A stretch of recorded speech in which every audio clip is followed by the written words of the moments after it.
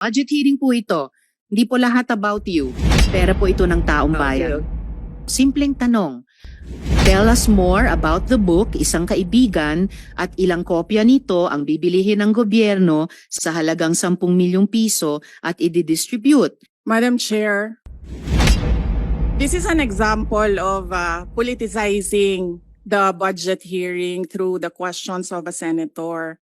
Ang problema niya kasi, nakalagay yung pangalan ko doon sa libro. At yung libro na yan, ibibigay namin doon sa mga bata.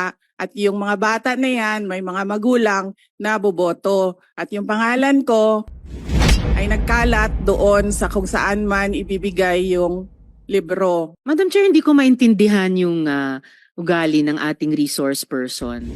It is a simple question. Paulit-ulit na this is politicizing.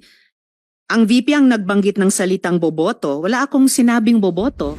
I'm simply asking, hindi ko ma-imagine we're making so much trouble, so much fuss about a 10 million peso item. Na itinatanong ko lang simpleng, what is the book about? I don't appreciate this kind of attitude, Madam Chair. Usually, ang resource persons natin ay nagbibigay ng parehong institutional courtesy sa legislature na ibinibigay natin sa executive. I don't appreciate this kind of attitude. I don't think it's also